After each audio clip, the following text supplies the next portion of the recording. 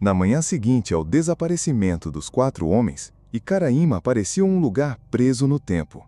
As ruas vazias, o silêncio cortante e o calor sufocante do verão paranaense criavam uma atmosfera carregada, quase irrespirável.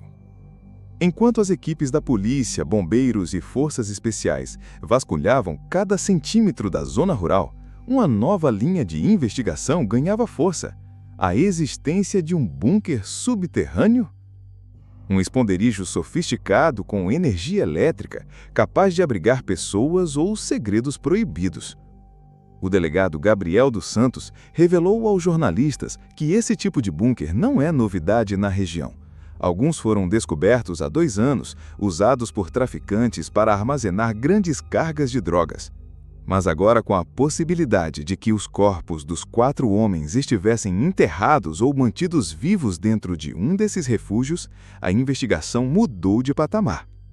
Moradores relataram que na noite do desaparecimento ouviram uma sequência de tiros, não aqueles de caça ou treino, mas disparos em rajadas, como se uma guerra estivesse acontecendo em plena zona rural.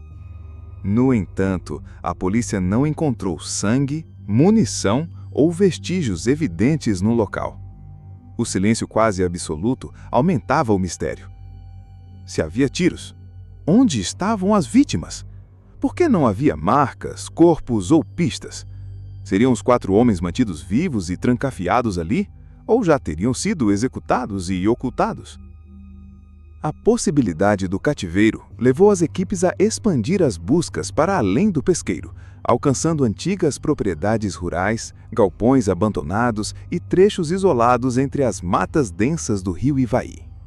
Drones sobrevoavam as áreas, cães farejadores percorriam as trilhas e investigadores vasculhavam imagens de câmeras de segurança. Foi durante essa operação que uma descoberta importante aconteceu: a localização de um boné sujo de barro com as iniciais RJ bordadas, as mesmas de Rafael Juliano, um dos desaparecidos.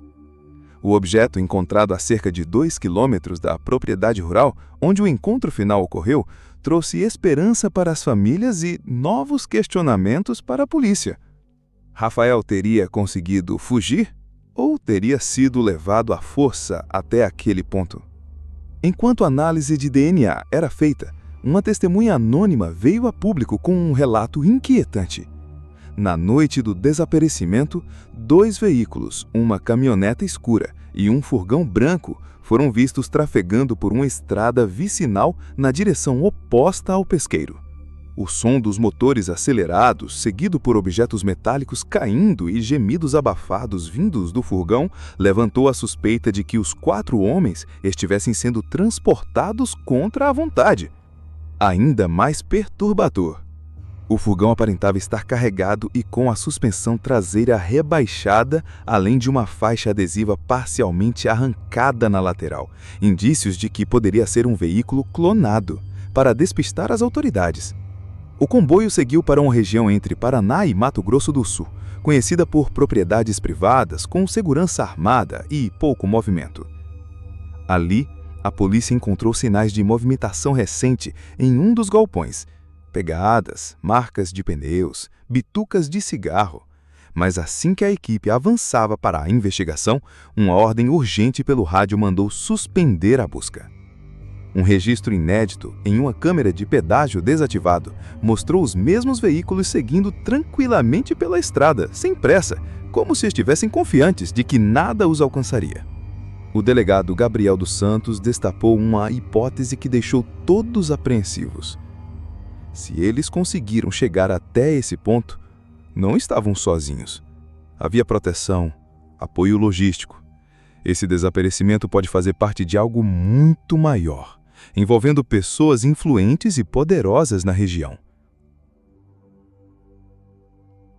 Com mandados de prisão contra Paulo Ricardo Costa Buscariolo e Antônio Buscariolo, pai e filho agora foragidos, a polícia aumentou o cerco em diversas frentes. Propriedades vazias, casas abandonadas, carros largados. E uma fuga em grupo que sugere um plano prévio para desaparecer e evitar a justiça. O silêncio dos Buscariolo e a ausência de provas físicas deixam a investigação em um estado delicado. Mas o mistério não termina aí. No âmago da operação, uma verdade incômoda permanece. Se os 4 homens foram mortos, onde estão seus corpos? Se ainda vivem, quem os mantém presos e por quê? Você se lembra do caso Icaraíma? Talvez você tenha visto nos noticiários ou talvez só tenha escutado sussurros, mas o que eu vou te contar agora você nunca ouviu. E talvez você nunca mais olhe para uma estrada de terra do mesmo jeito. 4 homens. Uma dívida milionária. Uma cidade isolada. E um silêncio que só faz crescer. No dia 6 de agosto, 4 homens deixaram o interior de São Paulo. Eles não iam para passear. Não havia malas de roupas de verão, nem lembrancinhas para a família. Eles carregavam apenas uma missão: cobrar uma dívida de R$1 milhão. E o destino? Icaraíma. Uma cidadezinha no noroeste do Paraná com pouco mais de 9.000 habitantes. Isolado entre fazendas, cercada por matas densas e onde estradas de terra são mais comuns do que ruas asfaltadas. Lá, qualquer rosto novo chama atenção. Mas esses 4 homens sumiram como se nunca tivessem passado por ali. Os nomes? Diego Afonso, Robsley de Oliveira, Rafael Juliano e Alencar Gonçalves de Souza. Alencar era o único que conhecia a região. Segundo familiares, ele dizia que tinham R$1 milhão para receber pela venda de uma propriedade rural. Mas o pagamento não veio. E para resolver isso, ele chamou reforço. Mas não qualquer reforço.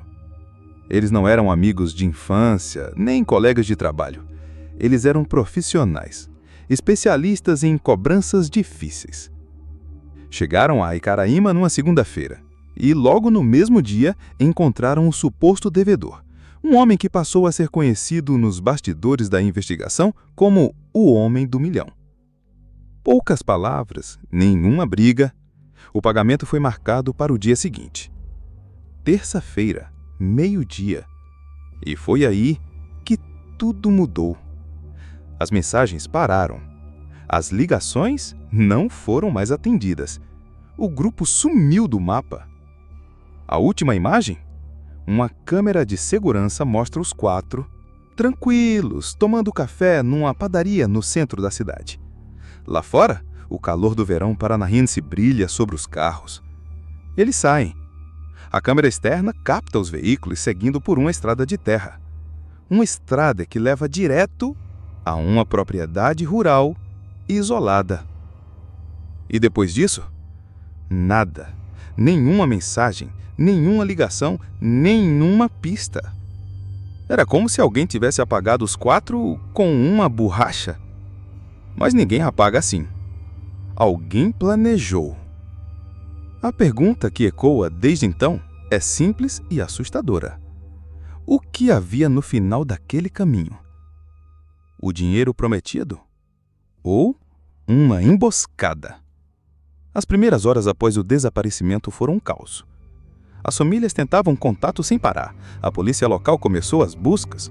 Confirmaram, sim, estavam juntos no dia anterior, mas a propriedade rural onde o devedor Ricardo Buscariolo faria o pagamento, segundo os investigadores, pertencia à família dos 2 homens, Paulo e Antônio Buscariolo.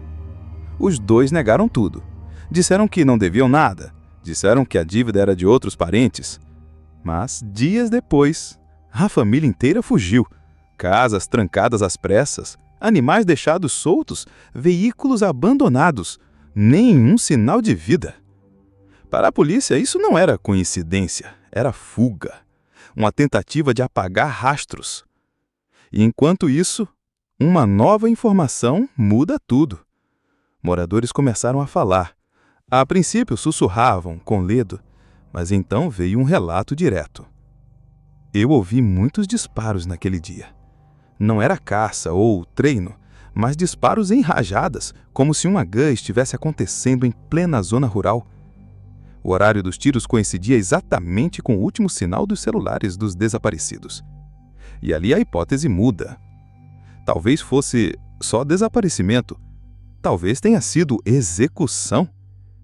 A área do pesqueiro, onde o pagamento deveria acontecer, se torna um novo centro da investigação. É um local afastado. Mata fechada, estradas de difícil acesso, poucas propriedades ao redor. Perfeito para um encontro discreto, ou para uma emboscada sem testemunhas. Cães farejadores percorrem o chão. Helicópteros sobrevoam com câmeras térmicas. Mas nada é encontrado. Era como se o lugar tivesse sido limpo, como se alguém estivesse sempre um passo à frente da polícia. Então, mais um nome surge. Uma testemunha afirma: viu 2 carros na região, uma caminhoneta preta e um furgão branco. Ouvi gemidos abafados vindos do furgão e vi algo coberto por uma lona. Havia marcas